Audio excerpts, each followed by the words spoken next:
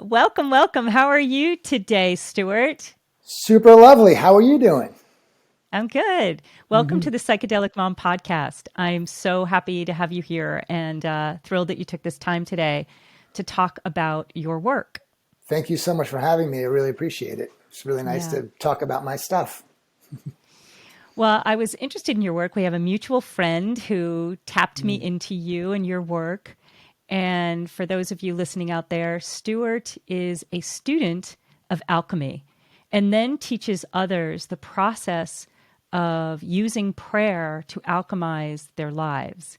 Is that kind of what you're doing? Yeah, I mean, I like to say student, teacher, teacher, student. Hmm. So I'm always learning, and then I'm teaching, and then I'm learning more. I'm learning from my students, and I'm teaching them, and they're teaching me, and everything just keeps on going back and forth like that. But yeah, my one of the things I work with to help people create a new operating system is using prayer with, I guess, my own definition of it to help people transmute and to navigate reality, day-to-day reality, essentially. Yeah. Interesting. So, on the Psychedelic Mom podcast, I'm sure Mm-hmm. we'll touch on all these things. I'm exploring earth medicines and psychedelics Mm-hmm. as medicines and tools that can help us have a deeper connection to our soul and also to be tools for alchemy. Mm-hmm. But I'm also looking at life from the lens of psychedelic means soul revealing, and anything in Mm-hmm. life can truly reveal the truth of who we are.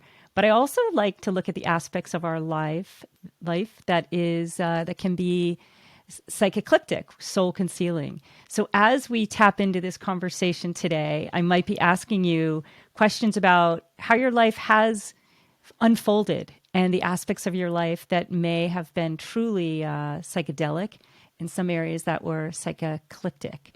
So I'm Mm-hmm. curious in what you're doing right now, this work with prayer and alchemy. Mm-hmm. How did you get into this? And what is your process? Well, essentially, actually, it all started from doing ayahuasca for the first time about 15 years ago. So before I started working with plant medicines, was just an artist in New York City, a counterculture artist, kind of living a very debaucherous lifestyle, as you do in New York City downtown as an artist, and Hmm. really had, was kind of in a dark place with it all, but didn't really know what to do with my life, and didn't even. I think the reason why I even got into that in the first place is because I wanted to be more free. I didn't want to have a job. I didn't want to have, constrictions and bosses, and I never felt like that was my road. So I was always looking for something that could help me like be more sovereign in my life. Hmm. And when I was introduced to ayahuasca, and actually, I had done psychedelics before many times. I've done mushrooms, I've done acid, but I had never done it in a ceremonial type setting before. So when I experienced the ceremony, I saw something that just was pure and raw and clear, and like something you couldn't buy your way into, and something that you couldn't, you know, your dad couldn't give it to you. It's like something that you had to earn in a way that was very deep. And I Hmm. understood that right away, even though I had no context for it. I was pretty much an atheist and had no connection to any of it at all. But that was very clear to me. So I immediately just stopped everything out what I was doing and went into deep study with plants. Essentially ayahuasca, but also peyote, and I went down a lot of different roads with the plants. Yeah. Wow. So I want to peel back some of the layers of that. Hmm. But first, maybe what we'll do is we'll talk about your work now, and then we'll trace back how your past kind of works into the process that you use today. Hmm. Hmm. So we were talking before we began this word, even prayer. Hmm. I think a lot of us on the psychedelic medicine path come from faith traditions and kind of Yeah, spiritual traditions that sometimes even the words become triggering because there were aspects of those traditions that felt untrue. So I'm curious about this. How did you get like prayer and that you teach prayer and that you teach people the alchemy of prayer? Talk about a little bit about even that, the word prayer, and how you look at this process of praying. Wow, yeah. I mean, like I said, I was telling you earlier, which I'll say again, was like if I would have thought that I'd be teaching prayer in my life back about 15, 20 years ago, I probably would have been laying on the floor laughing for hours, Right. and making more and more jokes about it. So yes, it's very unusual, but that's the cosmic giggle. That's how it works, right? Like you think you never Hmm. know where you're going to end up.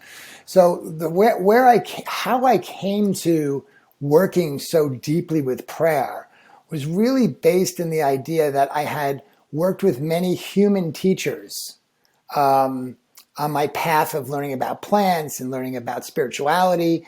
And I noticed that working with human teachers was very limited, that you really Mm. couldn't get to the meat of things because they had their own soul's mission. I mean, this is something I'm more recognized now, but back then I could just recognize that there was only so much they could teach me, you know? Hmm. And I knew that in order for me to really connect to spirit, with this thing that they talked about that I had no idea what it was, everyone was talking about it and you'd see these shamans, you know, praying to it, and they make it like the spirits are their best friends, and they have all these different ways of praying and doing these things, and I just be like, I just don't feel any of that. I don't know what that is, but they're telling me just stick with me and don't worry, I'll hold you in your practice. You know what I mean? Through my knowing of spirit, and that just kind of didn't really work for me. And I realized that the only way I was going to be able to learn about what it meant to connect to spirit, to work with, the spirits and the elements and the plants and connect to God, was to really go out there and find my way there. So So, yeah, interesting. You have this moment. So, what was your original faith tradition? I didn't have one. I was You like, didn't have I one. mean, my back. I mean, my family comes from a Jewish background, but my Hmm. parents weren't religious. Right. They were So just you're coming New into York this, atheists. right. So you coming into this as an atheist, Yeah. and then you have this experience with ayahuasca in the midst of this New York life. Uh, And was it ayahuasca that really kind of showed you for the first time the experience of spirit? I think, thinking back to that first ceremony, because I'll never forget it, I just Hmm. honestly was watching this shaman kind of like dimensionally shift through the space, singing these Icaros, and I was like, what is that I want in? I didn't really even know why. It was like Uh-huh. I was home in this place that I had never felt before. Like everything about it felt like it's so familiar to me that I Mm. felt like I've done that before, or that I was doing that. And as an artist in New York, I was this very counterculture troublemaker artist who was always putting on these very magical experiences for people that were quite shamanic in nature. Now that I look back on them, of course, I was coming at them from a, egoic, debaucherous way that was creating a lot more problems for myself than needed. But looking back, they were quite magical, what I was doing. Interesting. So Mm-hmm. this debauchery that was happening in New Mm-hmm. York prior to ayahuasca, Yeah. um, and these shows that you were putting on, what was your life like then? Because it sounds like it's radically different today. Yeah. I mean, the 90s. The 90s happened. You Well, know, we all I, lived the 90s the, differently. you How know, did you the, live the 90s? I'll tell you, I had a friend who was actually in Warhol's factory. His name was Ronnie Catrone. He was a good friend of mine. He died a few years back, but he was Warhol's assistant. And he told me, if you remembered the 70s, you didn't have a good time. That's how I feel about the 90s. Okay. You know? So Okay. back then it was a very debaucherous time. We were, especially in Manhattan downtown, there was a lot of heavy drug use. I Mhm. partaked in all of it. It was like, gangster culture, hip hop culture, grunge. Everything was very kind of dystopian in nature, and it was very Mm-hmm. like, there was like this, um, you know, um, eh, you know, like right now, like, drug use is kind of like, oh, that's bad for you. Back then it was kind of like celebrated in a very unusual way. And everyone was So, how doing would you it. describe because I know prayer has like a vibration, and I know you speak a lot about vibration. Mhm. If you spoke to the vibration of that time of your life, how would you describe it? It was definitely heavy, but not Hmm. without its beautiful teachings. Like, I think it was Terence McKenna that said, a shaman will go to the depths of hell, and if he can get himself out of it, then that's how he becomes a shaman. And that I understand what he meant by that, because I went to some very dark places back then, and to get myself out took a very long time. And there's even remnants of it still to this day that carry in my vibration that I, once they come up, I just purge more of them. I just take a look at them a little bit deeper, because it's just like a spiral going up. So every time you hit that area again, you can go deeper with the healing. But yeah, it was like everything that happened to me during that time was totally necessary for me to be doing what I'm doing right now. If I didn't know the depths of that world, like I got to experience it, I don't think I'd understand what I'm doing right now as well. You know? Mm. So, what was the depths of the shadow? What was the part of like how dark did it get?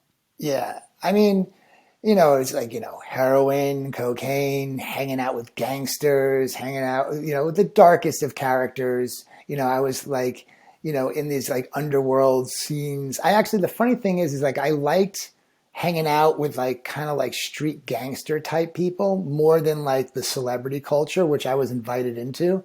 I felt that world a lot more creepy, you know, Uh huh. I Tells felt you more, something.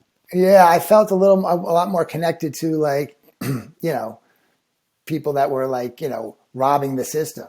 Like I Hmm. think that I related to that more. I think I was just always very counterculture, and there was something about the celebrity culture that was too much of a buy-in. Like as an artist, every time I started getting kind of popular in what I was doing, I'd always feel like there was like this pull. These money people come around, and then they want you to do things their way, and usually I would self-destruct about that time Hmm. and then have to rebuild. So I went through many levels of like self-destructing, possible successful careers in different areas of the art world. And yeah, it was a trying time. And so you mentioned heroin. I mean, Yeah. heroin is a really I shouldn't say anything because I don't know anything about it, but I know that it's a hard drug and that um, it can be hard to get away from the That's grips of the biggest heroin. problem with it. But beyond that, it's quite amazing. it So has it, tell me it has its value. and what value did it have for you? Well, it was interesting. The reason why I got into it was not necessarily because it actually was a very conscious decision. So I had, I was building like sets and doing a lot of very like physical artwork, building things. And I had broken my knee when I was younger. So of course they got me, they started giving me painkillers. It's the old story, really. That's essentially how I got into it, and then I got to the point where I was getting them black market, and there was no thinking about fixing the problem. Hmm. There was like talk of operations, but I never felt comfortable getting operations like that. There was something that always withdrew me from that idea. So the painkiller seemed like a good idea, and I did like getting high, so that worked for me. So then it got to the Hmm. point where the painkillers were getting really expensive. And so then my friend, who was this very smart, very amazing artist, really good guy, seemed to have his act together, brought over some heroin one day. He goes, yeah, just this is a $10 bag. It'll take care of your whole day. And I was like, yeah, but it's heroin, you know? Hmm. And so I decided, I was like, well, I always said I was going to do heroin one day. I definitely wanted to try it out. You know what I mean? So I'm like, why don't, maybe now's the time. So it was like, this is the time Stuart does heroin. So there was a very conscious Mm-hmm. decision behind it. And I had it kind of under control for a year or two. And then one day I woke up and it was like 5 a.m. and I was shaking. And I found myself like in the cold outside my drug dealer's apartment, waiting for him to wake up. Whoa. And then that's where my heart dropped into my stomach and I went, uh-oh. You know, it kind of like Yeah. snuck up on you. You know, like yeah, it's like Yeah. all good, everything's flowing. I mean, during those times, I did make some incredible art. It kind of gives you like this feeling like nothing matters. You don't really have like the same kind of insecurities about things, and you just in Mm-hmm. this like kind of warm hug bubble, and nothing kind of bothers you, and it's just And life then what just is it flows. like when that hug bubble bursts? What is that feeling? It feels like your soul just got stolen, kind Oh, of out of your body, yeah. sort of. You know, it's like you just know that you've just become enslaved by it. Oh, You know, so how that. long Yeah. did you stay in that phase of enslavement or in that moment at your drug dealer's house where you like, oh, It was a I back and can't do forth for this? a couple of years, but just Hmm. around that time, actually, I think it was about after that moment. I still stayed with it, but after that moment, that's when my first ayahuasca ceremony was like around the corner.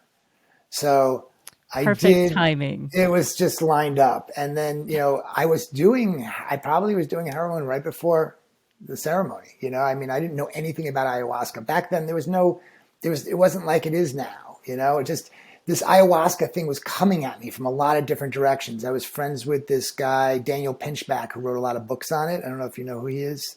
He wrote Hmm. like, Hmm. yeah, so he was hanging around one of my art projects and we were like, became friends, and he decided to put together this whole ceremony of like all these rock star kids and celebrity kids in my space. And he's like, do you want to do it? And I'm like, no, I'm not into the hippie thing, pass. I felt that's what I felt like it was, But then the more and more I thought about it, I had nothing to do that night. So that's how I got into it. There was nothing to do that night. Wow. Weren't you lucky that there was nothing to do that night? There's nothing to Oh do my that night. gosh. I mean, I did Um, have, there was a lot of talk of ayahuasca coming up to it. And I actually started, the funny thing is the actor Dan Fogler had stopped by my place. He wanted to make this movie called Don Peyote, which I ended up producing with him, which was about ayahuasca and peyote and like awakening. And so like all whoa. these And this different is prior synchronicities. to you Yes. Right. Like taking, 2 weeks before. Yeah. So like that was another reason I'm like, well, if I'm going to make a movie about this, maybe I should know what it is. You know what I mean? There was like that kind of an idea. whoa. So even Yeah. that, like, there was nothing to do, and someone had just asked you to work on an ayahuasca film. So it was kind of like, you know what, maybe I'll try this. Yeah. It was And kind of, I'm on heroin, and this is yeah, not typically how people come into an ayahuasca ceremony, but yeah. this is my way. I mean, there was no real talk of like, oh, you have to get clean before ayahuasca. Like there was nothing to read on really. I mean, No preparation, the no internet was out, integration. but there was Yeah, not a lot. No one was like really like reading so much on the internet. There wasn't like, it's not like what it is now, like ayahuasca everywhere. It's like exactly. there weren't retreat centers. There were just like these guys coming up to the city, with their leaves and a bottle, and that's what was happening. Whoa. So that Yeah, was a real sliding glass moment for you. yeah. That's when everything changed. And what happened is that once the medicine seduced me. That's what I always will say. Ayahuasca seduced me. Like she showed me exactly what it was that I really should be connecting to, as far as like she just, I mean, a lot of this wasn't even mental. There was a depths of felt sense that was so deep and so like it was like home in a way that I had never experienced before that like, there was just no denying it. In that ceremony, I said, this is what I should be doing. I want in. Whatever this is, I want in. I want to do this. And it was like my first time. And then 2 weeks later, the building that I had this huge business in that was about to get financed burnt to the ground. And I lost Whoa. everything. So it was like Whoa. this business that was about to get financed by a billionaire. Everything was going amazing, and I All said your those art? words, and it just the whole thing just burnt to the ground, like on fire, burnt to the ground. Whoa. Yeah, it was this Did you see building. Kali in your ceremony? No, Any Kali honestly, like energy? there was no Kali energy. It was all like seduction, seduction, amazing God consciousness, like feelings of like Hmm. wholeness, beauty, Hmm. and I was living a pretty dark life. So like to like experience all that, it was like, it's how the medicine works. It, like And could showed you me the feel other the side. difference? Could you feel the difference? I mean, there you are, you know, taking heroin and feeling, obviously heroin feels good. People wouldn't do it if it didn't, right? So you're Mhm, feeling that the warm hug of heroin. mhm, What was the difference with that and ayahuasca that was like, I want this, I want into this? You hinted on like how heroin felt like mhm, dark and those times felt gray and low mhm, vibration. mhm. What were some of the senses within the body that the deep knowing that you got from ayahuasca? What was the difference really? I guess it would have to be like wholeness, life, love, Hmm. connection to all things, all the, I guess, Ineffable. yeah, this is the standard stuff, but like, it was enough for me to be like almost like completely like announced to the universe, like, I want to Mm-hmm. quit everything I'm doing and I want to do this, Mm-hmm. and it was very strong feeling in the ceremony of that too. It was like, the smell of the Palo Santo, like everything was like home, home, home, home, you know? Mm-hmm. And just the songs, the sounds, the whole thing. There was this feeling like I have been here before. It was, I had never felt home anywhere. I always felt like an outsider. This place, that ceremony space was where I felt the most complete and the most, nurtured, I guess, by the presence around me that I think I've ever experienced in my life. Wow. You know.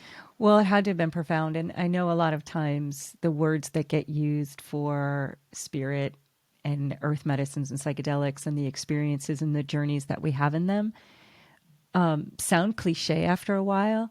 Mm-hmm. And at the same time, the truth of what you're talking about, like here you are feeling for the first time in your life a place of home that you've never felt. Like that's, you can't really put into words. But I actually, as I sit here, can literally feel in my body that sense of like homeness, Mm-hmm. and how Mm-hmm. you must have felt in that place. Yeah.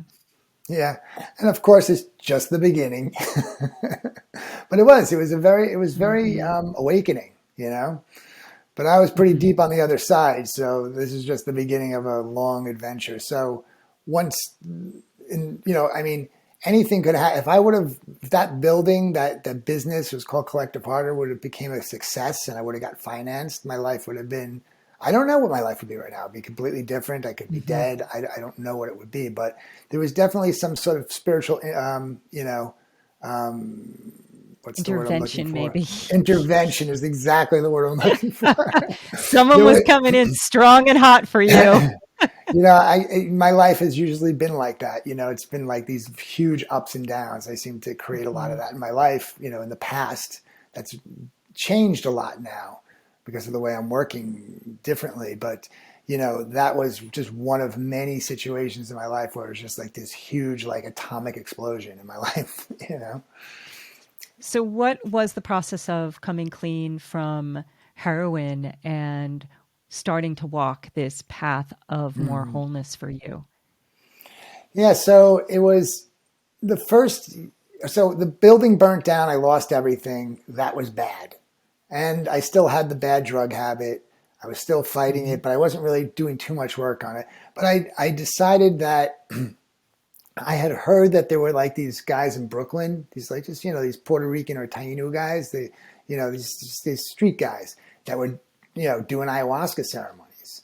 So I connected with one of them actually on the set of Don Peyote. So I was still working on the movie at this time after the, so I'm Oh working on my the movie. So I God. meet, Oh my I God. meet this guy, Salvador, who, he's Of like, course. he's on the set, and On the set. he's like, whoa, did anyone do ayahuasca here? And then like, because no one had done it but me. So we're making Hmm. this movie about ayahuasca. It's a comedy. So this guy's a serious guy, and he's like, what do you guys don't know what you're talking about. So they send him to me like I'm the pro, but I had only done it once, or twice maybe. I think I did it. And Right. he's like, you did it? I'm like, oh yeah, I did ayahuasca. And then I was like, do you know where we can do more? And he's like, yes. So then he started inviting me to his these ceremonies in little tiny apartments in Brooklyn, like Hmm. packed in people, like all Brooklyn, Bronx kids, Harlem kids, indigenous, like rediscovering their indigenous ways, essentially. I was Hmm. probably one of like 2 or 3 only white guys there. Now you go to a ayahuasca ceremony, it's pretty much all white people. But back then it wasn't like that. It was very fringe still. Hmm. And so I started drinking with them. And then like within a year, I was still doing heroin, and the medicine was Wow. still seducing me. So the medicine was still like seducing me, still, showing me all this great stuff. And I felt like I was like winning the war. Like at this point, I knew that both things were not going to work out. But for some reason, they were. Both things were working, and I was feeling better, but I was also not having to quit my habit completely. The habit was lessened, but not. And then what happened in this time also, I got this opportunity to move into the Chelsea Hotel when Hmm. it was just closing. A friend of mine had a room for rent, and it was like basically empty, but there was a bunch of people still living there. So when I was living in there, I'm like, okay, I'm living in the Chelsea Hotel. I should do heroin and do artwork, because that's what you do in the Chelsea Hotel. So that kind of like stopped my healing a little bit. And then Hmm. what happened was within a year or so of doing these things, the medicine finally was like, no more. And the hammer Hmm. came down, and it was brutal. It was like basically like either quit heroin or quit me. You can't do both anymore. Like Hmm. it's over. Hmm. And so I put down the ayahuasca first. I'm like, okay, I'm just gonna put that Aha. down for now. I mean, I'm gonna come back. I promise. I don't like to be told what to do, so Well, it was also just like, it's like, I knew what it was going to take to quit the other thing. And, the hmm. ayahuasca was a little bit Hmm. easier. And Right. then I had a Right. friend who asked me to put one together, and my ego was like, oh, I know the shaman. So, I got to put it together for this cool guy that I know. And in that ceremony, it was funny, like in that ceremony, I was in like deep detox. It was so painful. And I had been reading a lot. This is when I kind of got really deep into conspiracy theories. So I was reading about how like Hmm. the CIA was flying in drugs, and like the Freemasons were the temples on the top of the buildings, and like I got very into like all the symbology and all these things, walking around New York looking at the symbology on the architecture. And so I was in this apartment, and it was like had a view of the whole skyline, and I was Hmm. seeing all the temples on top of the buildings, the golden temples. And then I was thinking about how the government flies in the drugs, gets us hooked on it, and then puts us in jail when they catch us on it. And I was like, I always thought that I was like this outsider rebel person, but then I realized I was a slave in the ceremony. And then from that point, I In was like, this oh my system that you God. were just Yeah, I was just a so part of the you were system. suddenly seeing yourself, yeah. I So was a instead of part being of a the rebel, system, right? Right. I was just a part of the whole architecture uh of it. I was that. I was the. I was the rebel guy within the archetype of all the characters within the culture. You know what I mean? Who who just so basically it's like copied this the artwork. shift of like, yeah, it feels like suddenly I'm picturing you feeling this art world rebel life that you've been living, Mm-hmm. and suddenly this realization like, oh, wait, I'm kind of a pawn in a Mm-hmm. bigger matrix that I'm enslaved in now. Yep. Yep. And Hmm. it was very humbling. In that ceremony, like I was just like, Hmm. oh, I'm so full of shit. Essentially, that's what I Hmm. realized Hmm. in that ceremony, without any other way to explain it. But that's exactly what I felt like. And then after that ceremony, I went back, and then that was it. I went cold turkey after that and just Wow. did it. Yeah. Was it And that was hard? like, it wasn't pleasant. It's like the physical part's like 2 months, Hmm. and you just being uncomfortable 24 hours a day. And You did you can't have eat. someone with you kind of holding space for your recovery from that? Nah, No. I was So you're kind of hiding it. alone, hiding. Yeah. I knew that I had to kind of do it myself. Right. Like I knew that this is the kind of thing, like I could have gone like, oh, I could have gone the methadone. I could have got the other thing. I'm like, but I knew that there was only Hmm. one way out, you know? There were these moments in my life where I kind of knew things like the only way is this way. Like there's no plan B, you know? It's That funny was one of sometimes. them. I don't know if you feel this way, but sometimes it's like that realization, like, I Yeah. knew, but I I mean, pretended I didn't. But now looking back, I actually kind of knew. yeah. Um, Hmm. yeah. Hmm. You got Yeah. Go ahead. clean from heroin physically. Where were Yes. you psychologically, physiologically? Like, where was the rest of your system and energy and vibration at that point? This is an interesting point because, I learned so much about addiction through this process. And I also learned how to Hmm. heal it from the deep level of the vibration of it. But what happened with heroin was the physical part was the easy part. Hmm. Then there's like this like grayness that you're living in. The reason why people go back to it is because of that. So what I Hmm. realized is when they quit, then they're just living in life and they're like, there's no point in living in life in this gray, like kind of soulless, like it feels like your soul left your body kind of. You're just like, everything is slow and gray. That's the best Do way you to. think, would you think that all addiction is like that once people move away from addiction? Or do you think that the quality of certain drugs and addictions have the same quality? Or is addiction really just an attempt? It's like lack of connection and it's separation from spirit. And that's basically what's going on when we're addicted to anything. Well, this is a good segue into one of the programs I'm doing, which is using tobacco to clear the vibration of addiction out of the body. So what I realized, because after I had gotten clean, got to the point where I wasn't even drinking coffee anymore. I was Hmm. so clean and I was, serving medicine. I'm like this super clean, clear, meditating every day. But yet, like, as I'm sitting here talking to you, I would still have, like, as I'm talking to you, this moment where I'd be like, I want some organic blueberries, like a whole pack of them. You know what I mean? Like because the addiction just jumps from one thing to the other. You know, it doesn't like So you're not you'll telling me I have to put down the organic blueberries, are you? no, not you see, you can eat organic blueberries, but not from the addictive perspective, you know? So in other words, I Exactly. didn't So have the explain the coffee. difference. I didn't have the coffee anymore. I didn't have like the Hmm. bad sugar anymore because I quit all those things. So I just kept on quitting all the things that I was like, doing in an addictive way, like, had to have my coffee every day. Like you can feel it. It's like this grabby energy. It's Uh-huh. like there's just like this grabbiness. Like I'd always feel like, so it kind of takes you out of presence. It's also what it does is it disconnects you from infinite abundance. So if you're always coming from lack, right? And you're always in this grabby, I need something on the outside. You're not living in infinite abundance. You're not connected to that higher vibration. So you're in this Hmm. lack and lower vibration. So this is a big part of it too. The other thing with addiction that I found is that it's from the substances. The substances are only the thing that you're trying to fill a cup from the outside in. You were right about what you said about how Hmm. it's separation from God. It's separation from the oneness. So you're in separation. You think you need something outside yourself to satisfy this emptiness inside yourself, when actually you can fill the cup Hmm. from within.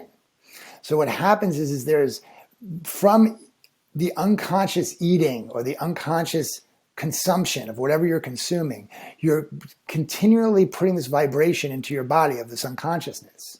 So the food matter holds that vibration, or the substance matter holds that vibration and stays in your body and continues the pattern, the loop of neediness, right? Mm-hmm. So in order to really release yourself, and that's why, you ever see people in AA, I mean, AA is great in the idea that they do talk about the separation from God thing, but they also say you have a disease. And most people in AA just walk around all the time thinking that they're sick and they're white Mm-hmm. knuckling it, when that's no way to live. That's No, painful, It's interesting, because I've actually seen the medicine become a part of the addiction, right? I As agree. well. Mm-hmm. So like, there's hape. You know what hape is, of course, right? The I tobacco do. snuff. Yes, I So do. because it's named, because they put the idea of medicine on it, or Mm-hmm. people always say, like, I know lots of like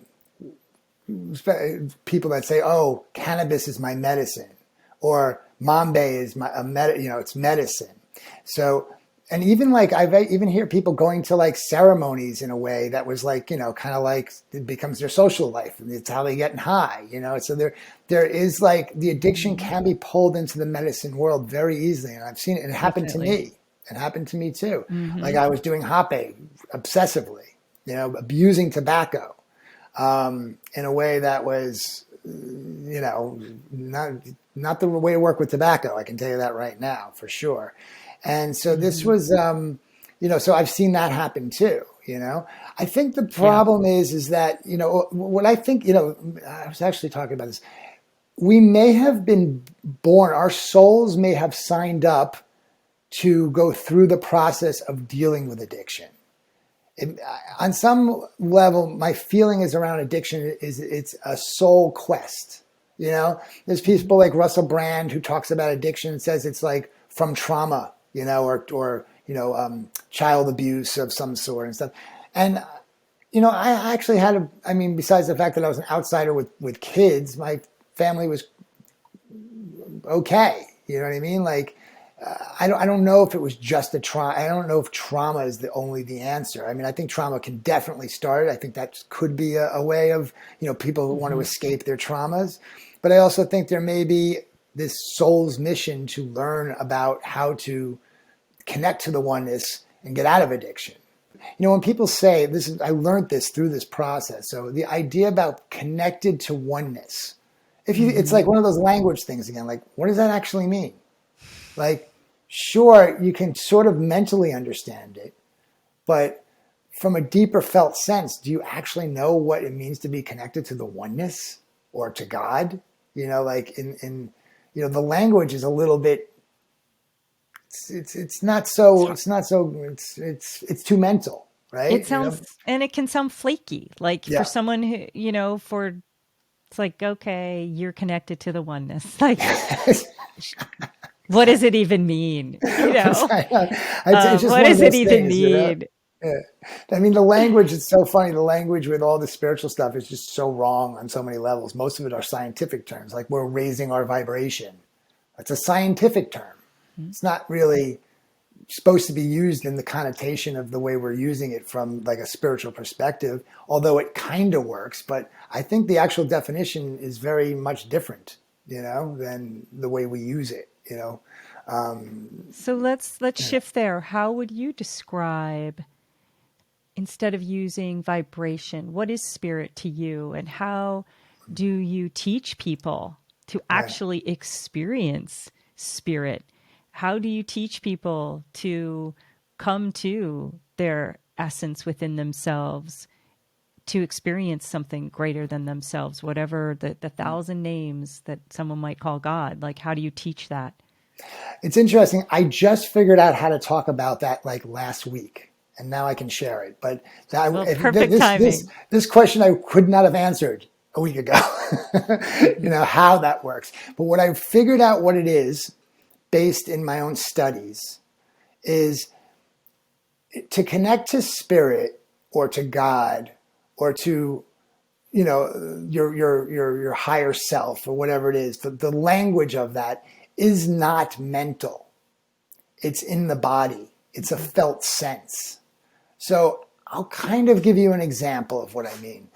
I think, there was this time where it was during COVID where things were really intense, and I was feeling like I wasn't liking what was going on, and I wanted to know that I was in the right place, because we were all kind of like, what's going on? And I was sitting with my fire, and I was praying with the fire about like, is New York a good place to be right now? Like, I don't know if being upstate New York is a good place to be. It seems like, everyone's partying down in Tulum and Miami, and it's like dystopian nightmare here. Like, I'm not really feeling like it. I'm not feeling so much it's a dystopian nightmare, like I'm not in that field of it, but I'm living in a place where it's all around me, which I kind of liked because I felt like I was necessary here. I felt like I was bringing a light to shining a light on something that was very dark. But I was going through a moment with it, and I was sitting with the fire, and then all of a sudden I had this feeling like the fire just got me. Like I'm taken care of. Like the guidance system is here. I pray with that fire every day. I give it offerings. Like there was just this cemented feeling in my gut that I was like, oh, I don't even have to think about this question anymore. Right? Mm-hmm. And so that was how the answer was received, through my body feeling that answer. Afterwards, I was able to make a mental construct of the feeling. So I was like, okay, what's that feeling? That feeling feels like this altar, this fire that I pray with has got my back and will be a guidance system for me if I ever need to make a move quick and protect my family, right? And there was just this knowing and feeling from that experience that just completely alleviated any questions I had.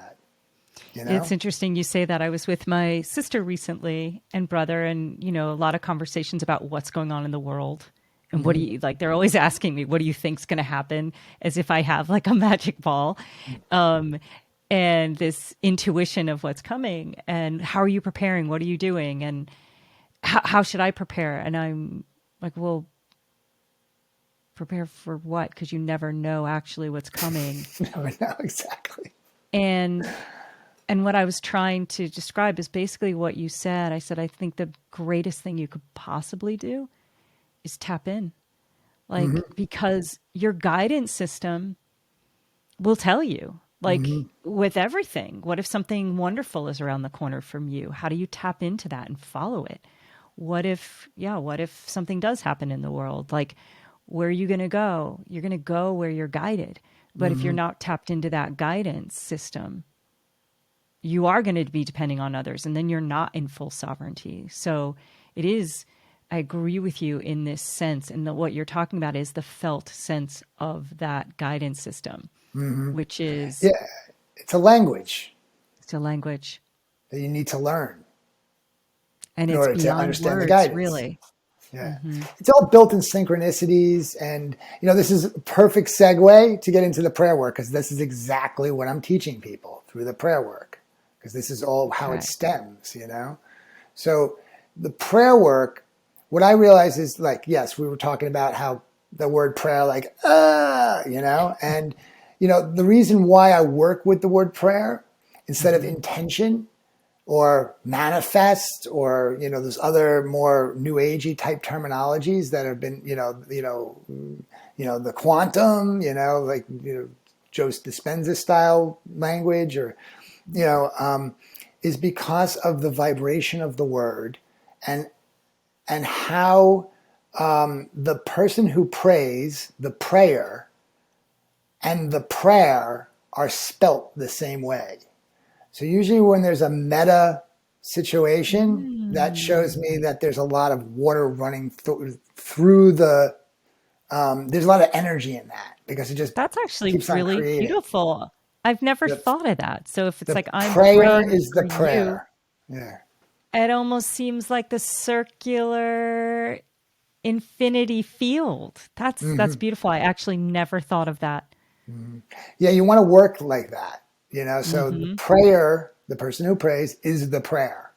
So like and so how this program works is like what I discovered was, and actually I didn't even know that this was teachable. Essentially, how I got to this was a little quick background, not to get so deep into it. Is like I had been in deep study with teachers, and in the medicine, I was down in Peru, I was down in Colombia. I had a lot of other types of teachers that were teaching me about shamanism. And the thing was, I was getting information from the plants that was very different than anyone else was getting. I was getting more of like creational visuals, and like I was able to create hallucinations, and there was like a very different texture that was happening for me, and everyone else I spoke to was getting very different stuff, you know?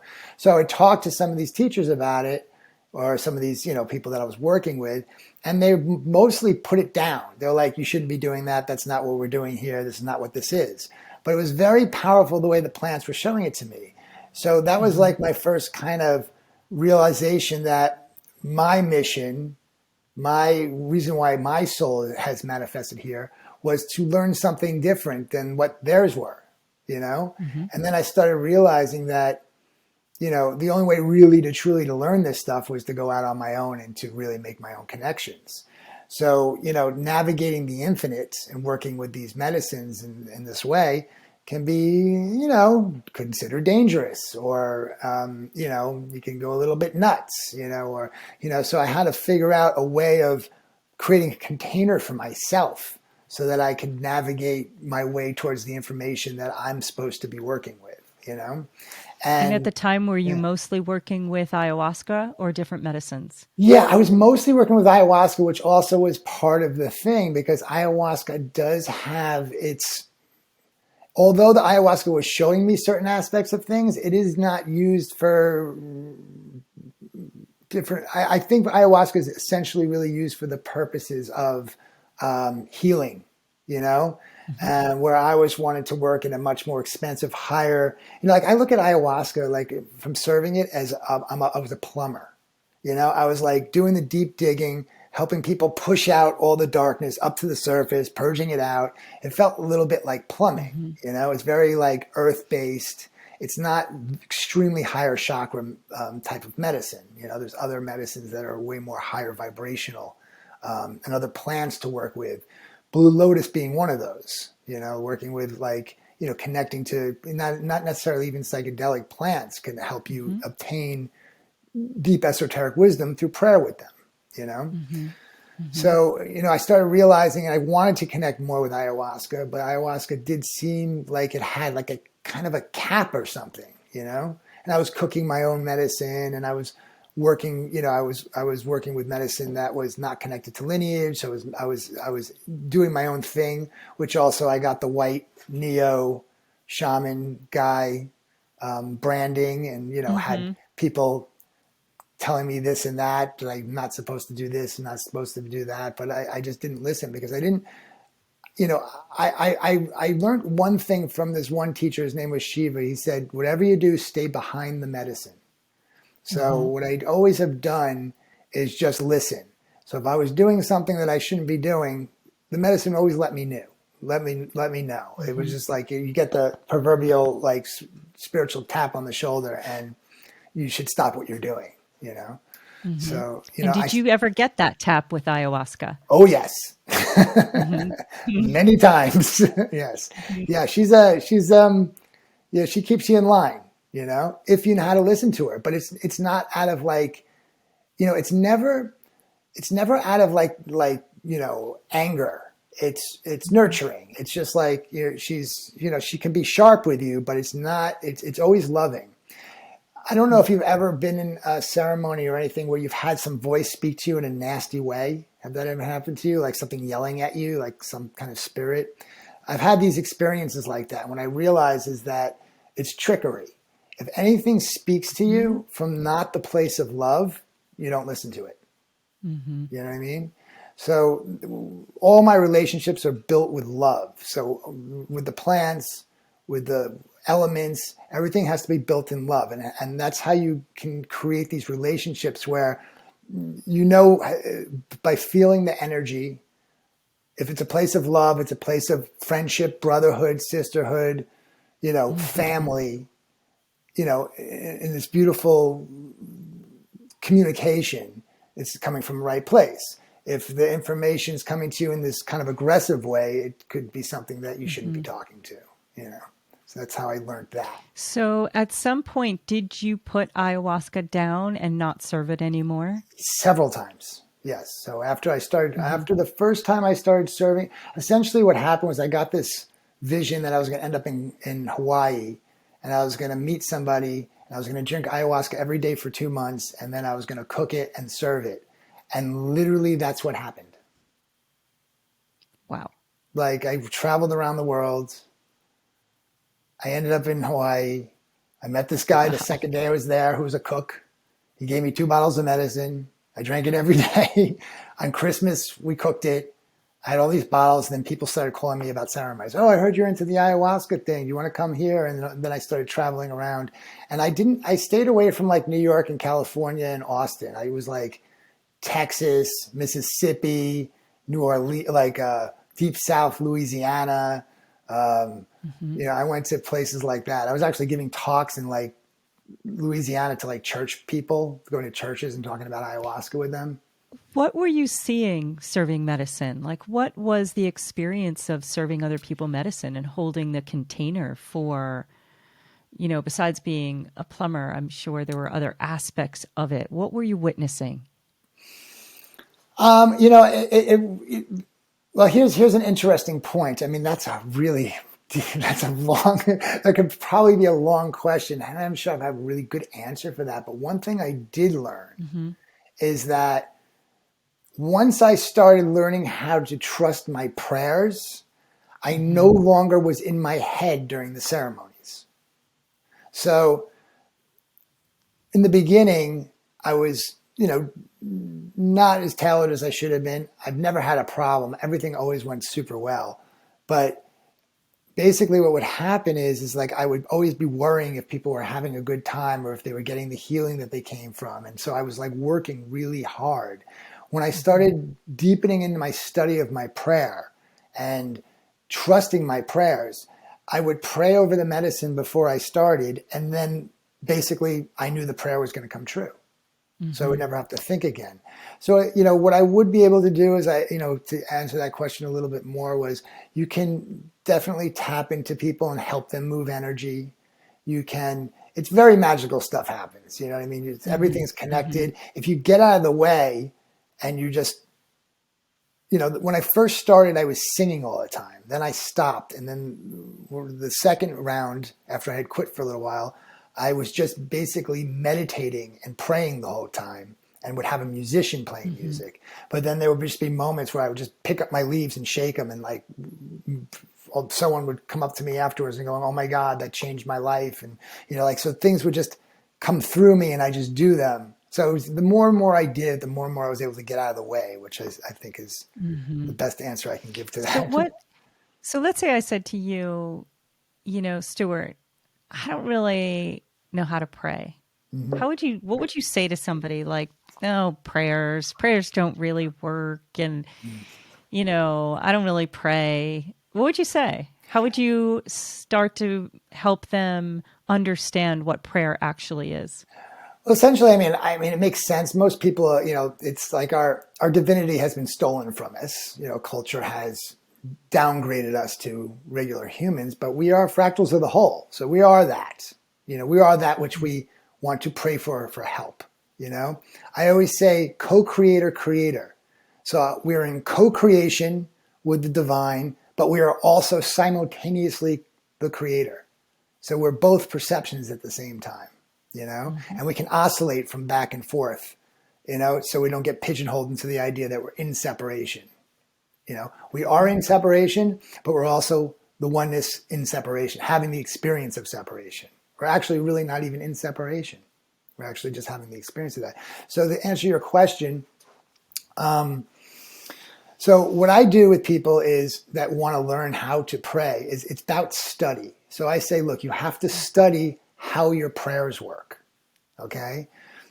Everything I realized about how to really get from point A to point B in your spiritual growth or to initiate yourself is through study, focusing in on one concept and studying how it works so that you can get the tool so you can use it again. So for prayer, for instance, what I would do is I take them on a guidance prayer. Right? So I want guidance for clarity. I want to be clear. I'm so unclear. I want some clarity in my life, right? Would be let's say a prayer. Right? This is actually a guy I had recently.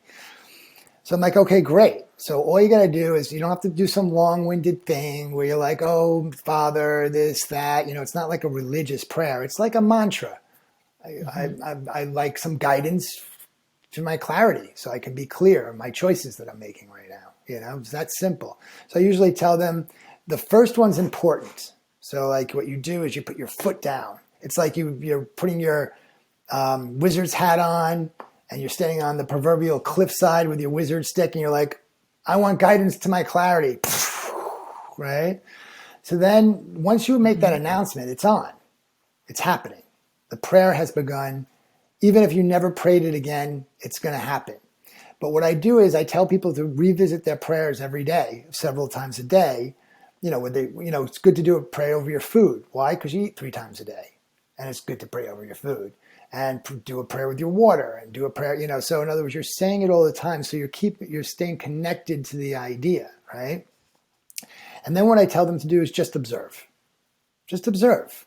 So what's going to happen is the codex of the illusion reality, I call it an illusion reality because it's an illusion and your reality, will start speaking to you in terms of the prayer and ways you won't even quite maybe understand. But every time we do a session and I say, just tell me about your week, 100% of the time something comes up that has exactly something to do with their prayer. I would say probably 60% of the time they don't see it, which is why I'm there for them. And the other 40%, they're like, oh my God, I figured it out. I'm like, great. Makes my job easier, But so once I start teaching them how to read that codex, that's what I call it. It's the codex. It's like, I guess if you were looking at the matrix codes, you like learn how to read what's coming at you. And then eventually what will happen is through this process is I'll be talking to them. They'll go through why I called alchemy a prayer, because the alchemy is like a transmutation. So usually what will happen is you'll go through some kind of edgy moment or something will happen where you'll be pushed to your limit around this clarity or whatever it is. And then the next session, they'll bust through it because they'll stay with the prayer. And usually that's the other thing. People stop praying when there's resistance, right? Just tell them if there's any resistance, pray through it, right?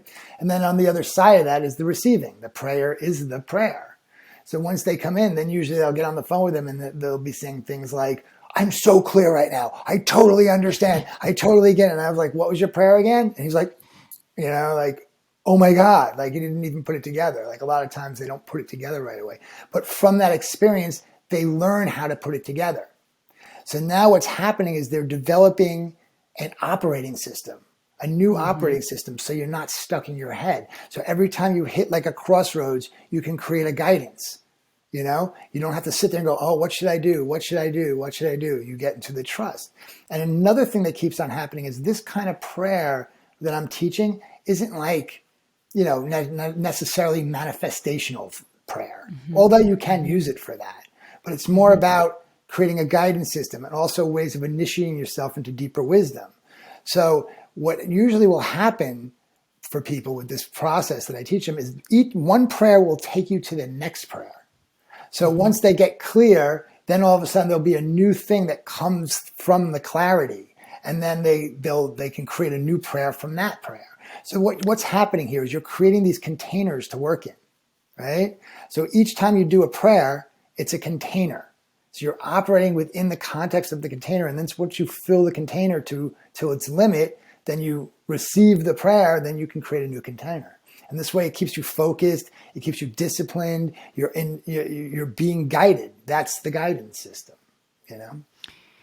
And so first, in some ways, you're probably teaching people to center and even feel spirit and speak from and like pray from maybe a different presence. And then in that you're creating a container of that presence. Is that part of it too?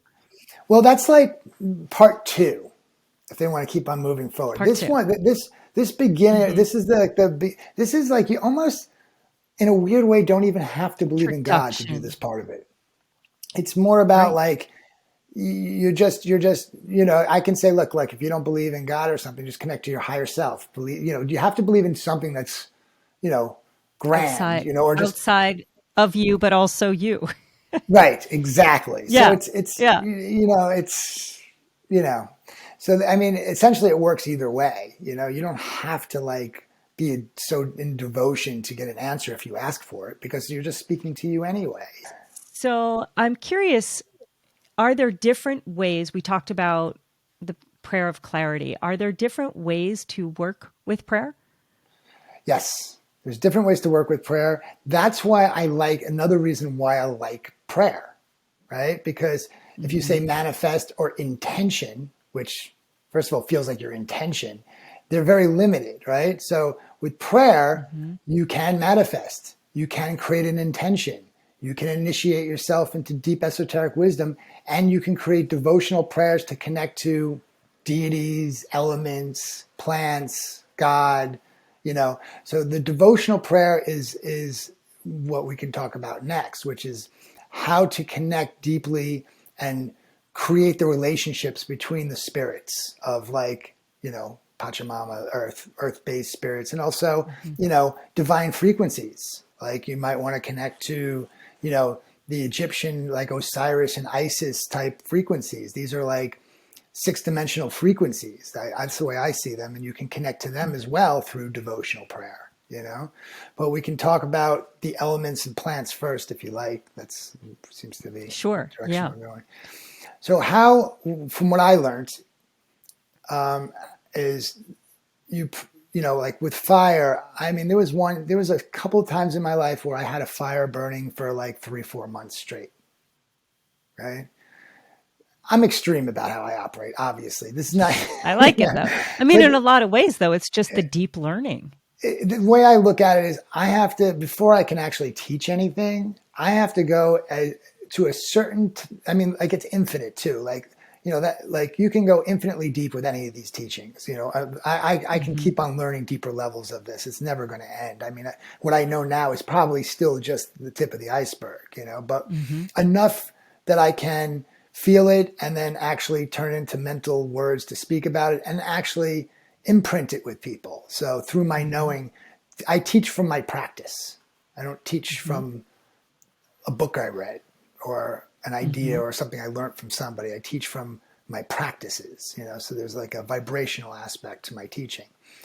Many people think of it as like what do you mean the elements? Mm-hmm. And even going back to, I'm thinking of this guy that I like to read about a long time ago, Victor Schauberger, who was, they call him the water wizard, and he would speak and he would say he was so brilliant. They call him kind of the Nikola Tesla of water. Mm-hmm. Not many people know about him, I know but he is. he Yeah. really spoke about how he just sat and listened.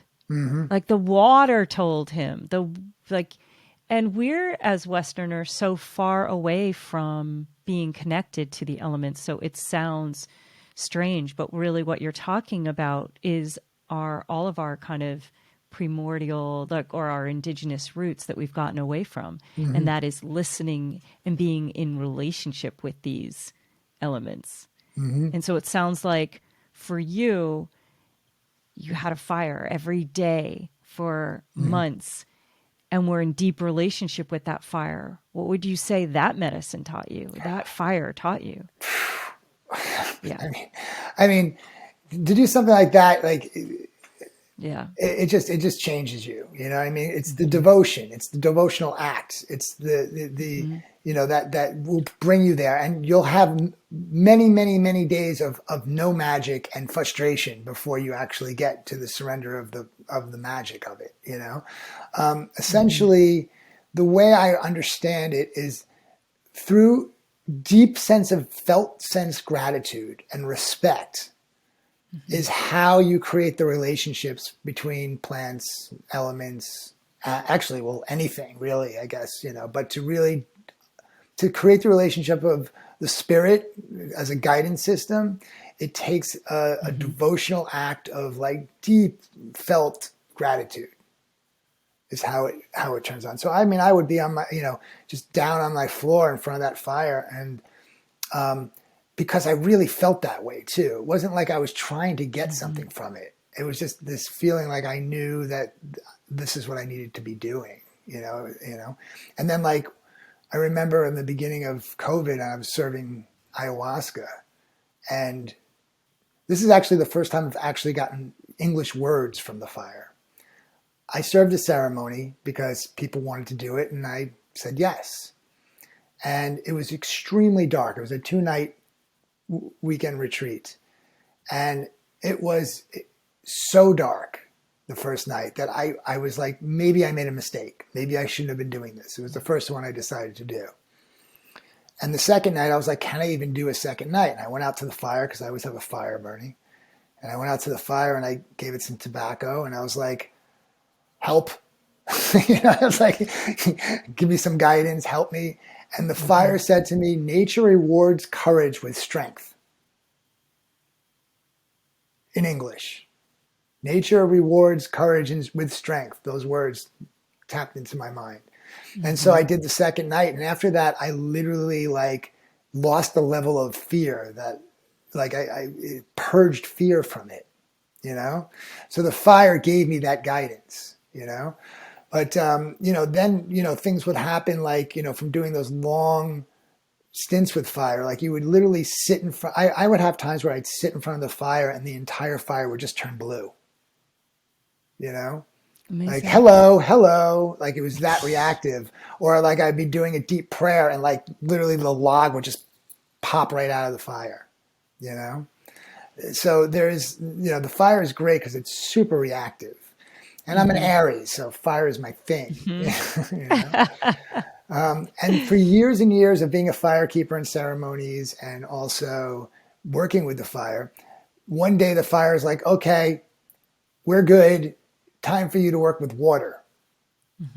So I've been in deep work with the water now, like every day, praying with water. How I do it and I teach. And now what I'm doing is all my clients, I'm giving this water prayer to.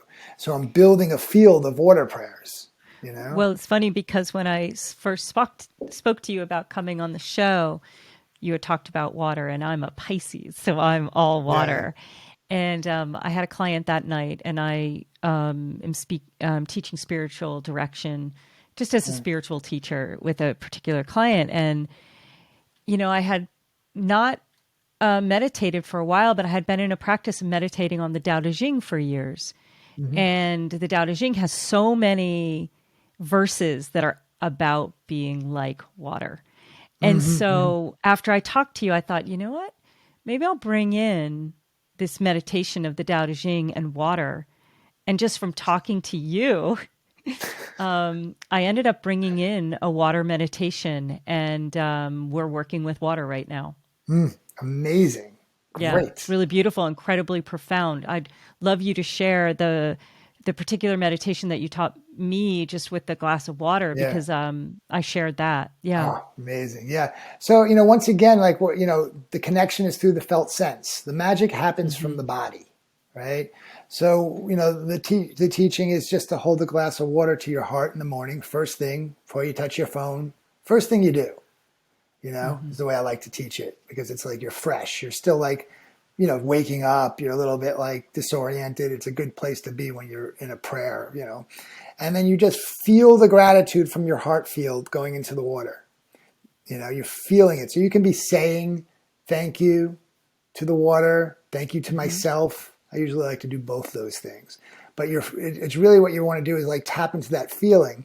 And this is also teaching embodiment, which most Westerners really need to learn about. It's a rough road with our heads these days. So once you feel that going in, right? So what's happening here is that you're putting the vibration of gratitude into the water, and then you're drinking the water, right? The quantum field of water is extremely connective. As soon as that water hits your waters, your body, it picks up all the vibration from the water you put in. So that's once again the meta again.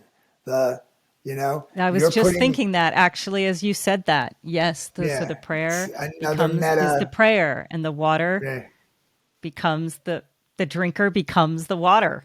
Right. Yes, exactly. And it's funny. Like I started teaching people that. Usually people that are just like, their life, it's really hard, like, I want to be doing better, or they never can make enough money, or they're just there's a lot of lack mentality. And once they do that for a week, it's like it literally cures them. It's like it's so fast. So then I was realizing, like, wow, let's just give this away to everybody, and then just create a field with that. And I just started seeing that that's what was happening. So thank you for sharing the water prayer with your client. Yeah. Oh, water has always been such an important part of my life, and I think water is kind of one of the first medicines, right? It's where life emerges from. All of it, It's it's let's the prima spread the water material. prayer. Yeah, it's the prima material of life itself. The way I understand it is the whole entire universe is in the quantum particle of water. Yeah. Interesting. And it's interesting because for myself, and it sounds like a similar path, and I don't know why, but for me, it's been fire and water. I haven't really necessarily yet done the other elements yet. And I was with a medicine woman one day, and she gave me a name. And I was like, oh, okay.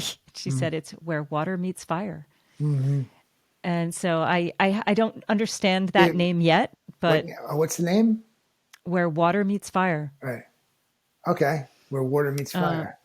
Yeah. So I'll pray into understanding what that means.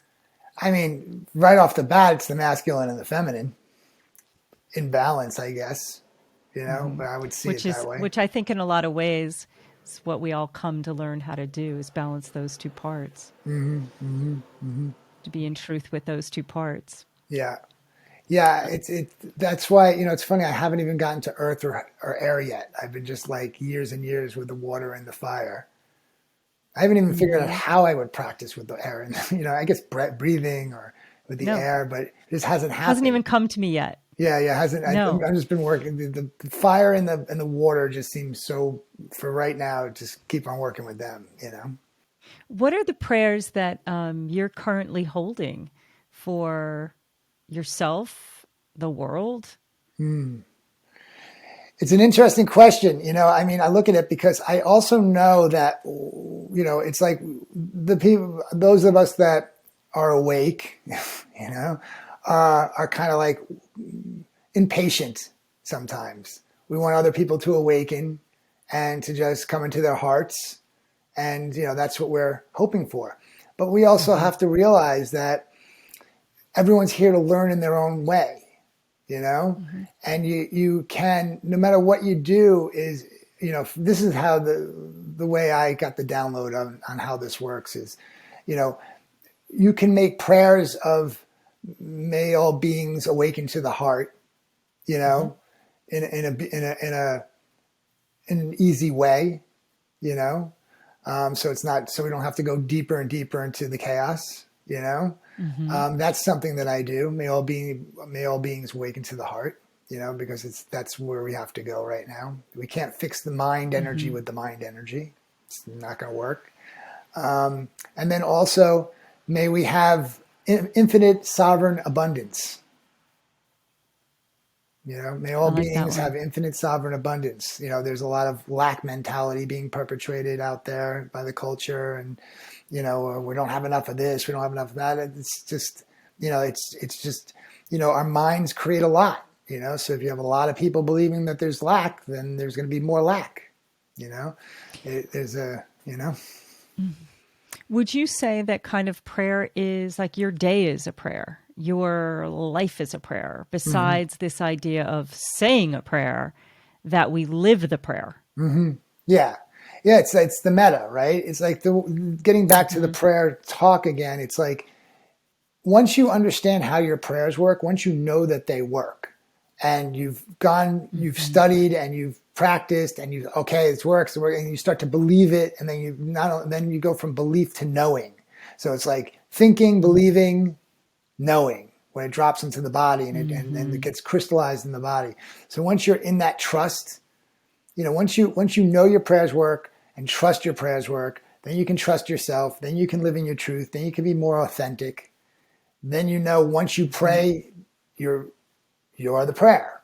So like you can literally say the prayer and it's there.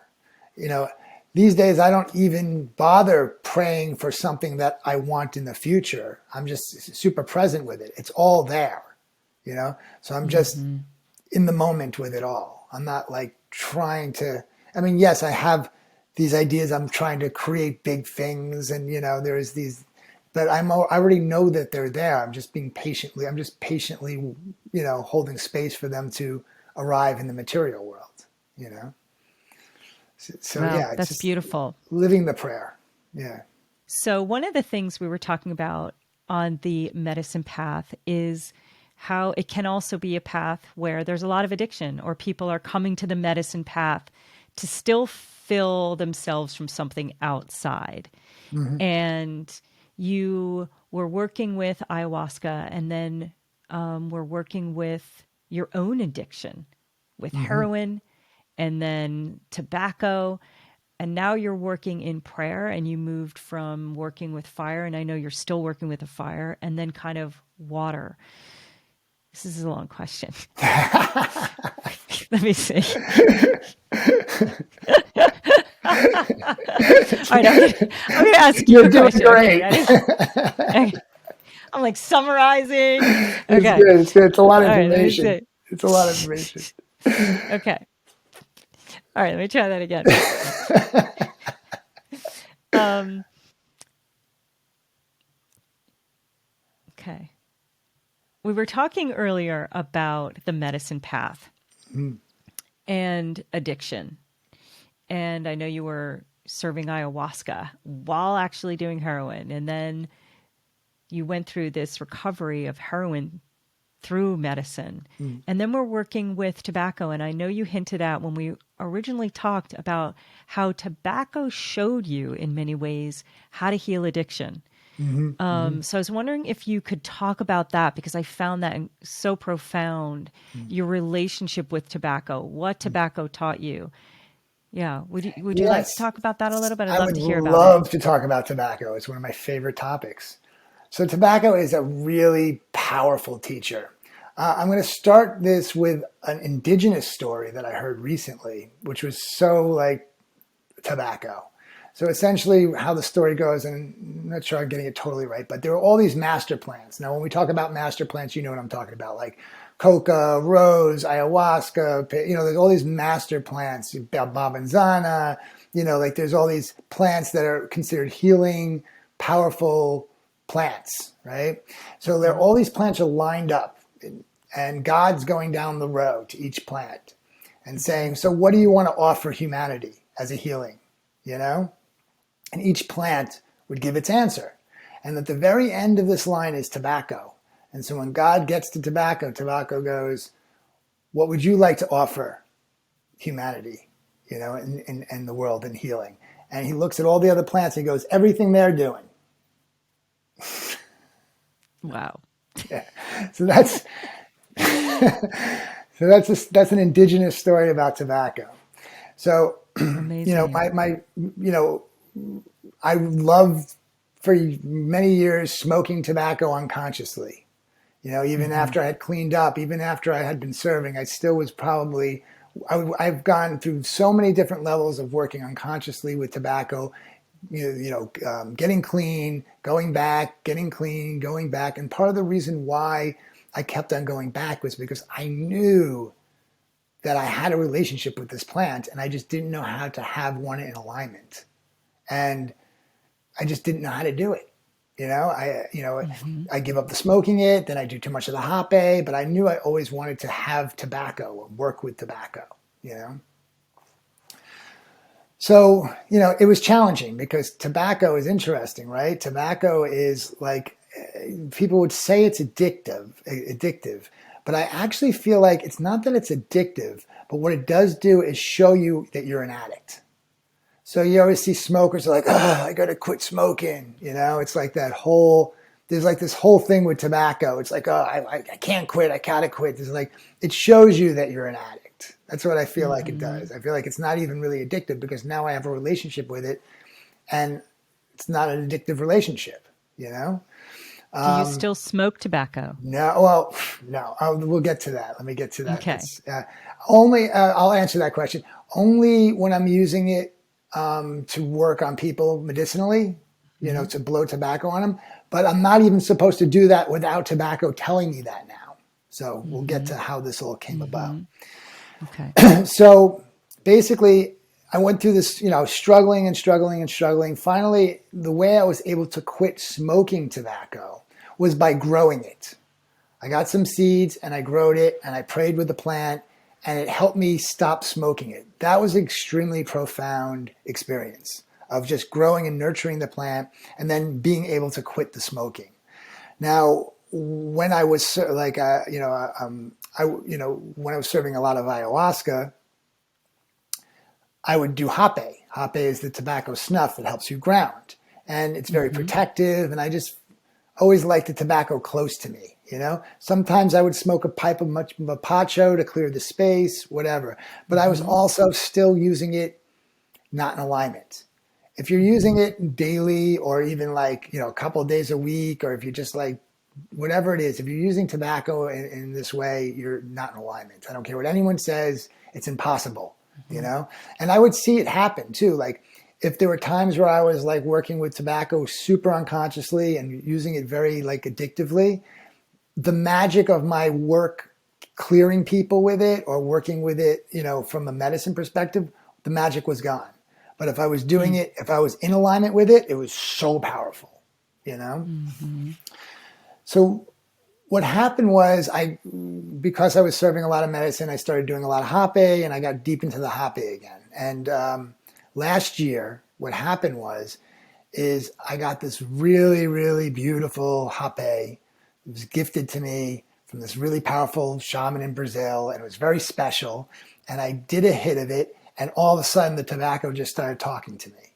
And the tobacco was like, you're supposed to be a sacred tobacco carrier. You got to stop this. This is not working for either one of us. We got to fix this problem. This is what you have to do. Now, one of the things I had started doing prior to this moment was drinking and purging on tobacco regularly. I was working with this Colombian shaman, Taita Lucho, from the Inga tribe, and he became a very good friend. And he told me straight up, I don't know why he told me, he's you need to be drinking and purging on tobacco. That's how you're going to connect to tobacco. He didn't even know I was trying to connect to it. How are you drinking? So you drink it, tobacco. You make a tobacco tea, and then you drink it, and then you purge. It's very uncomfortable. It sounds awful. Very dangerous, very awful, very uncomfortable. Don't suggest it, but I started doing it quite regularly. Now, why dangerous? It can be dangerous. People can get super sick. I mean, why? I think it's just because tobacco is on the edge of medicine and poison all the time. It's a very edgy plant. It can, if you don't know what you're doing with it, you can, tobacco kills people. It happens, on many levels, Sort of the reason why I like it. It has this edginess to it that keeps you kind of it's my personality to want to like working with something like that. Interesting, because again, it has both. Just going back to the thing that you had said before, being in your apartment and seeing the buildings, right? Tobacco has also been something kind of captured by the society as far as tobacco industry, right? And so it has this edgy feel, and yet at the same time, it's part of kind of enslavement. And so you were learning with tobacco suddenly how to be in right relationship. Right. And so now you're drinking it and purging with it. Welcome to the world of learning about tobacco. Yeah, exactly. So what's interesting is what you just said is, maybe I'll get to that point at the end because it's a very powerful one about the industry of it, what the tobacco showed me. So anyway, so I started drinking it and purging on it and working with it like that. And then I was still using it a little unconsciously with the hape. And then finally one day, because what the Taita told me, this Colombian shaman, he told me that in order to connect to the tobacco, the channel of the tobacco, so it speaks to you, is through the purge. So I was doing that, it's a 6-hour process. Once you do it, you're just in pain for like another 4 or 5 hours and you're on the toilet. It's a very, very painful experience, the whole thing, And is it physically cleansing?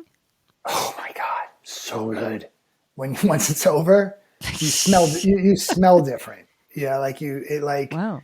it purifies your mind. You have like no mind energy. Did he teach you how?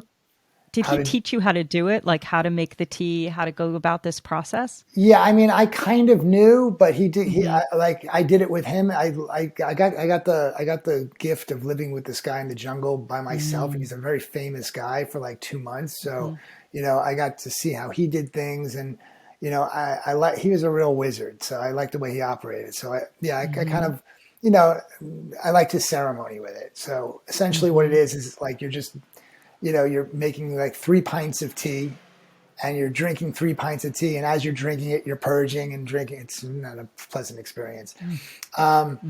So when I got that message, all of a sudden the tobacco said to me, it was like in English. It was directions on how to get rid of this addictive vibration out of my body, and the how it was taught to me in that moment was you have to do a purge, then you have to meditate an hour a day, every day, in prayer with the tobacco, not smoking it, not doing anything with it, but you can't have any tobacco products during this time. You just have to meditate an hour a day, right? For 40 days.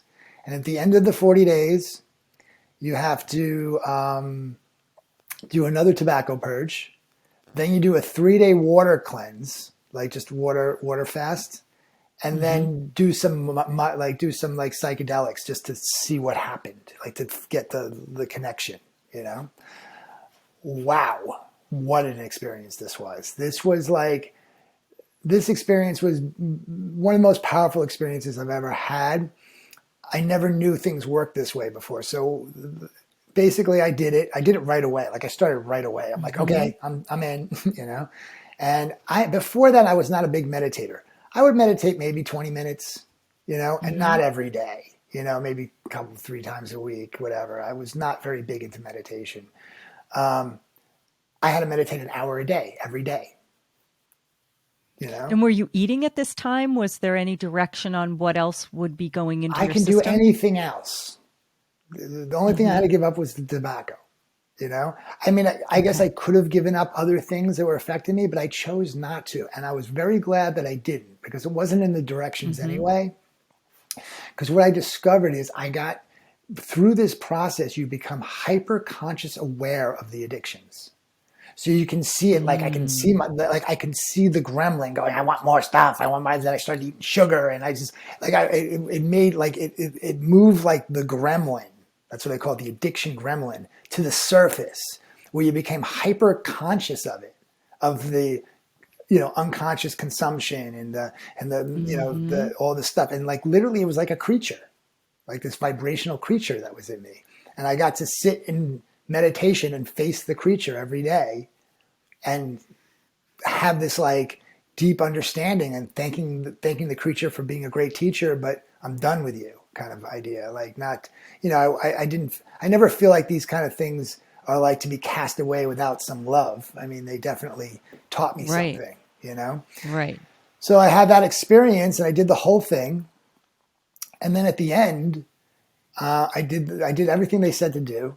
And at the end, so 30 days of 40 days, the tea drinking and purging, 40 days, one day drinking, 40 days meditation, 1 day purge again, 3-day water fast, and then do a little ceremony with some psychedelic, whatever you chose. They said, and what did you choose? I did some mushrooms. Okay. So deepest process you've ever had. You're looking at the addiction gremlin that lived within you. Yeah. You're learning about this vibrational field of addiction. And then what happened? So then once I got through it all, I felt differently, like after I did the 3-day water fast, like I didn't feel like I needed anything. I felt this calming in my body that I hadn't felt in a long time. Because even though I've been super clean and I'm super disciplined with my practices and how I eat, and I mean, you can't get cleaner than me. I mean, I eat all organic foods and I don't drink coffee and, and I just felt finally for this one moment where I was like, I actually can relax in my body. Like I wasn't like, I didn't have like any kind of pull, and I had not felt that. And I don't know. I can't remember the last time. Probably when I was a little kid. I don't even know if I felt it when I was a little kid. I was probably high on sugar all the time. You know what I mean? So then I decided to do what they said. So I did some mushrooms, and oh my God, this was the most incredible experience I ever had. Like the tobacco was just totally talking to me, telling me that I can take people through this process, showing me that now I have a channel to tobacco, and that before I work with tobacco in any way, I have to ask, and that it will tell me who's right for purging, who's right to blow tobacco on, who's to serve a hot bay to, who to do that. Like it was showing me. And then it showed me this, which I was blown away. Like you don't have to work with any of the plant material anymore. Now you can actually energetically work with tobacco. So I can do tobacco healings energetically now. So I can ground people over the phone. I've done it before. Like I did it with my fiance during this little ceremony, and she like was blown away. Like she totally felt it. So I had like, it actually was, I got all these gifts from the tobacco that were extremely magical from the experience. So amazing. Yeah, it was this is why devotional prayer is so powerful. And I've also gotten gifts like this from the water and from the fire, and like, this is how you really learn how to, all of a sudden you'll just be downloaded with this information and you won't even know how, Have you used tobacco to help others heal from addiction? Well, right now I'm starting that program. So I have like 2 people on it right now that are absolutely having the most powerful experiences. They're in the middle of the 40 days right now. And, what I'm doing now is, so I'm putting together a group probably in March of like 10 people that I'm going to take through the process. So I'm going to do a retreat before and a retreat after, and then group phone calls every week, and then private phone calls with each person. So I'm putting together a whole program to take people through this process, because that's what tobacco asked me to do. And when you say take people through this process, do you mean the actual drinking and purging with tobacco? Yes. Wow. That's that part too. So how it would be structured is everyone would come to a retreat, get a place, and everyone will purge, and then I'll do some teachings on how to work with this process, and some other things we'll do, do some healing work, and, there's a bunch of other things, each person will get individual help too, based on what their addiction is. Some people have like porn addiction. Some people have, it's not always about the tobacco, and then they have to come back for another retreat at the end of the 40 days. And then to purge them out again, and then to, maybe depending on what the tobacco says per person, whether they should do some medicine or not, maybe, and not do a lot. It's just like, you just need like a little bit, like a micro, it's like a small amount. So it's not like, doing some big medicine ceremony afterwards, Now, looking back at your heroin addiction, do you believe that this process could have helped with a drug like that? Okay, the way I see it, and like I said, this is new for me, is that I believe that this process is for people more like me. I mean, in the sense that they have been addicts on big drugs, but have gotten off them, or have been off them for a long enough period of time, and they just, they just fighting it for too much, and they, or they're just, still feeling it. Or they just have a coffee thing now, or they have like, it's like affecting them, because that's the thing. I can think of a cousin right now. It's like she gave up alcohol and she is smoking all the time, but there's this energy it's just that like, you can feel. Yeah. It just, So you're talking about that. This process just and also what it does is it connects you to the oneness too. So the tobacco connects you back to the oneness where you're missing. There was this point during the process, I remember, where I had this like etheric empty cup in my body. Like I felt this like emptiness, and I had the felt sense to fill the cup from within, from my heart, right? So that's what I did. So the tobacco was showing me how to, like, you can just sit there and be cool and fill that empty cup. You don't have to go to the refrigerator to do it. You don't have to light up a cigarette to do it. I mean, just how about that right there? Because I think so much of what we do as human beings is look for something outside of ourselves. And then for, you know, people that experience, and I think to some degree we all do, some trauma, I think deep down in the cellular levels maybe of each human being is this fear of being alone, of this fear of like aloneness. And here the medicine's telling you, showing you, kind of what all the great teachers have said. It's within, that you're there then with this empty cup being shown how to resource that cup. And yet it's probably also teaching you there's no such thing as empty. Like, yeah, basically it's that paradox. It's like fill the empty cup within that's never empty. There was also some other stuff that I feel like is very important to share that was shown to me at the end of this process. One was getting back to what you were talking about, the commercialization of tobacco. And this probably goes for cannabis too, but it was showing me how, because men have gotten into wrong relationship with tobacco, is what's created all this hard stuff with masculinity. So because we're not in right relationship with our tobacco is the reason why masculinity is toxic, essentially, is one of the things it was showing me. Interesting. Yeah, like our society has lost the you're connection. Taking this. Yeah.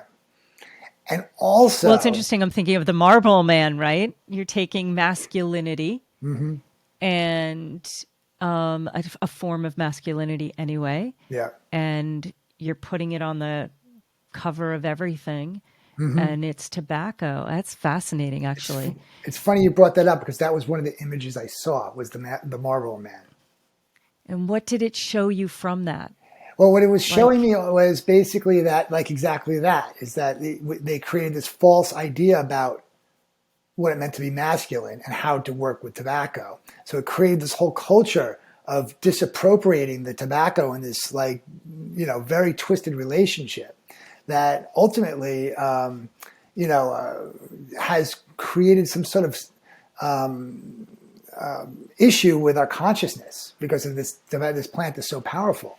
The other thing it showed me, which is really powerful, which like about plants, and this plant in particular, plants operate at certain vibrations, right? And there are these beings that are actually channels for divine frequencies.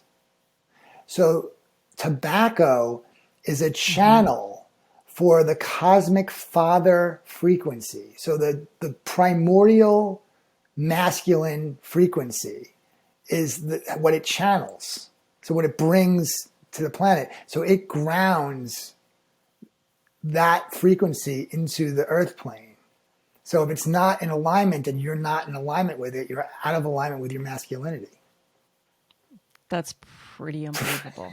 It's pretty profound, right? I think like just even the awareness that plants, and I think earlier in the conversation when you originally were talking about even working with ayahuasca, what you started to realize is that you were working with, you know, human teachers, but they did not have the level of wisdom that plant teachers did. So you went directly to the plants. Go to the on source. Your path. And then the lineup of all these plants telling kind of the source of life, God, what they wanted to bring to humanity. And it's so fascinating to think of the Marble Man and tobacco and what this taught you about when we're not in right relationship to plants and the intelligence. I mean, Spirits even in at general, some point, to Pachamama, to the sacred, Being the out of sacred. alignment with the sacred is really what we're talking about here, Yeah. And then we become out of alignment with each other, Mm-hmm. and we see each other as separate, Yep. and we end up with all of what we're seeing in the world. Mm-hmm. I'm curious about one thing, because I was in a ceremony this past maybe year and a half it was ago, and there was it was a year long that I was doing, and A okay, year I'm going long? to say this again.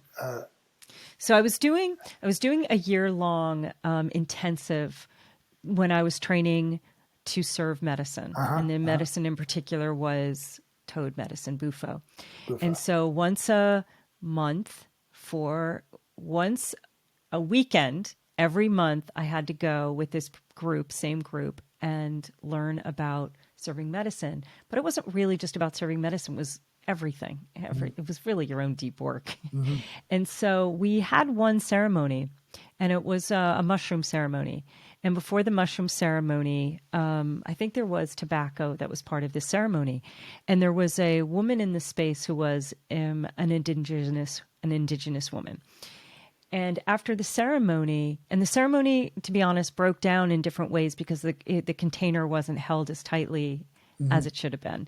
And at the end, she talked about how during the ceremony, she heard from the tobacco spirit that it wasn't in right relationship because there was no honoring of the peoples that have been the keepers of tobacco for, I don't know, forever, Millennial. however long. Millennial. And I'm curious of your thought about that. Yeah, I think right now we have a big issue with all the plants and all the medicines. We're seeing it, the legalization, the commodification, how they're being treated, like how they're being harvested. There was a friend of mine was telling me that she was talking to some indigenous woman, and this indigenous woman said that all the magical beings were leaving the forest because of this. And I actually, one of the reasons why I stopped serving Aya was because I was feeling this. I was feeling recently that the field was kind of muddied or something, or disconnected. I had quit for a while before COVID, then I picked it up again during COVID, and at the end of COVID, it's like everyone started serving again. And there was just like everyone's ceremony, and just the whole thing just felt that something about it didn't feel copacetic for me, So I felt like it was probably best to put it down, and that's when like tobacco kind of took over, And tobacco How makes would more you? sense now because I think we all need a little more grounding. And that's one of the what's one of the magics of that plant is grounding us into the earth plane better, Yeah. What is the relationship between plants and prayer? That's how you create the relationship, and, through the prayer is how, using the word intention is like, you do a ceremony, right? You have an intention going into it, or you have a prayer going into it. They're very reactive to this, You ask, you receive. If you're in a plant medicine ceremony, you have a prayer. If you're really focused on your prayer, you're going to get your answers. This guy I told you about before, who also gave me this piece of advice, which I always thought was amazing. He said, "It's not the quantity of the medicine; it's the quality of the prayer." I always thought that was very profound. These are Right. Stay Behind the Medicine and that were two of his top ones for me. They really have helped me throughout the process. It's like, I love that phrase, stay behind the medicine. yeah, it's And the like, don't get ahead of prayer, say yourself. that other one again. It's not the quantity of the medicine; it's the quality of the prayer. So I could take Right. somebody on like a small dose of medicine. If they have a good prayer and they know what they're trying to achieve and they know what they want to get to, you don't have to do the deep dive. You don't have to, No. have them flopping around the floor, purging all over the place. You can just give them a small amount to help move the energy and work more precision with the medicine. This is the way I prefer to work these days. Yeah. It's interesting. in some ways how our paths are similar and so different in working with clients, and doing medicine for, a few years and a lot of medicine, and then not doing medicine. Mm-hmm. And interesting, even working with clients, serving medicine. Mm-hmm. And what I'm even witnessing now is without medicine, I call it like taking someone in, just through bringing them, having them close their eyes and going into the metaverse of their body, which is like the deep subconscious, which holds so much of their own wisdom. Mm-hmm. It's kind of fascinating how little medicine is actually needed. Now, granted, I think for some of the bigger things, major addiction or major traumas that your protective parts have hidden for so long, you may need iboga. You may need the medicine to really kind of break through the layers there. But once maybe there's the engagement in the medicine, it really, what you're saying is true. It's not the dose. We talk about like heroic dose as if like that's going to be the healing. It's not the heroic dose that does the healing. It is the intention. It's the prayer. And I also think it's who's holding the container, possibly. How that container is being held is so important. So important. And like you, this hasn't been something that I've like read in a book. This has been my own deep journey of my own healing, listening, being in my own way, listening again. And the true listening of being in engagement with another human being, something is speaking through of where to lead me within their psyche. It's not me. It's not me knowing where to go. It's that thing you were talking about. The channel. Kind of you've surrendered to the channel. It's the channel. You got out of the way. Yeah. Yeah. You learned how to get out of the way. It's we learned how to get out of the way. And just what you were saying, everything you were saying. I mean, look, we both have done a lot of hero doses, right? You've done a lot of hero doses of medicine. And, for me to like say, oh, don't do hero doses now is kind of ridiculous considering how many I've done. But there is other ways now. I also think, you know what I mean? I don't know, to be honest. There's this part of me that's... Yeah. Go ahead. Oh, sorry. Yeah. I think there's a part of me that knows without a doubt there's no way I'd be here without it, to be honest, because I had a very constructed ego, and I don't want to be delusional. I probably still have infinite layers of my ego to let go of. But the parts of my ego that were so constructed would never have allowed me to see the things that I did need to see, that I did need to heal. There's no way I could have gotten there without psychedelics. I truly believe that.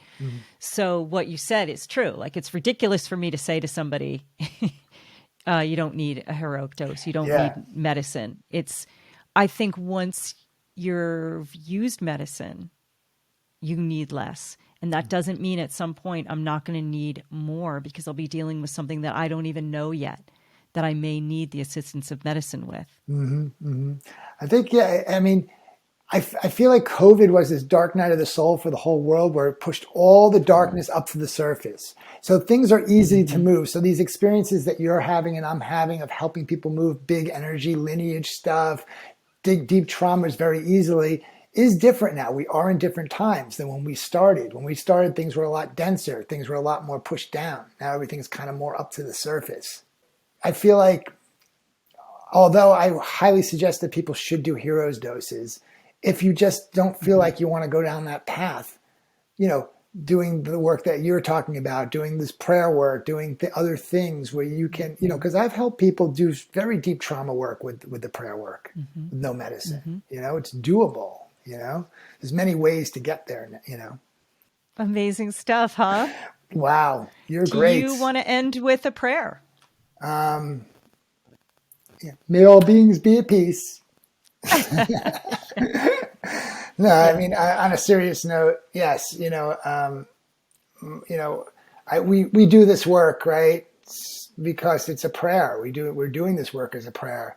We're doing this work because it's our mission statement. We're here to help people awaken, and And we have to always just remain in our hearts when we do it, and not get caught up in the head to fight the head, and just to keep on lifting the spirits of others and lifting the spirit of ourselves. And really, mostly what we have to do is keep our own spirits high, because that's really kind of what it takes. By doing that, we can lift the whole field.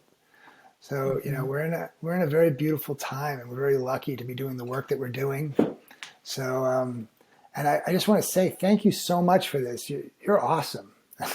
I really appreciated this time talking with you, and I hope to get to know you more. Yeah. Yeah, you too. I love what you're doing. I love the depths of what you're doing. I think what I really want to reflect to you, which I admire so much, is the time, the devotional time that you've actually put in, like to the really sitting with not only the elements, the tobacco, but yourself. And I really, that's just truly amazing. In this busy, busy world, with everything else that takes us away from this deep work, it's really amazing the actual dedication that you have had to the sacred. Thank you for that. And it's really interesting is this is definitely the first time I've ever shared it in this way.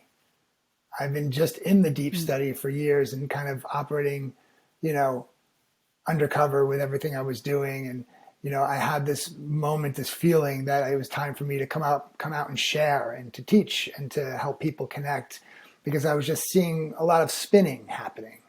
And, I feel like what we really want is, the spinning not to go around in a loop, but to spiral up,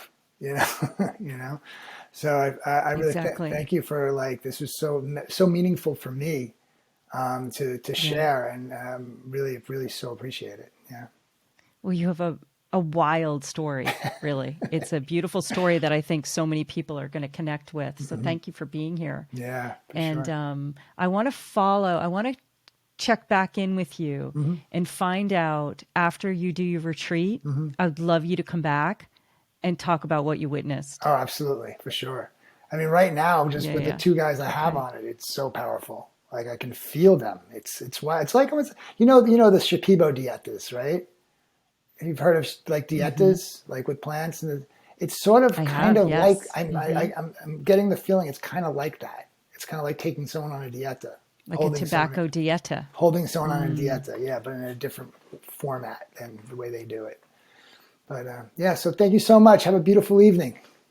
Yeah, thank you. You too. Thank you for taking so much time, and I'll let you know when this is coming out. Also, I want to put in, before I cut this, how can people, I'm going to say it again, I'm going to give a little pause. Yeah. So if somebody wanted to find you and connect with you and work with you, how would they do that? The alchemyofprayer.com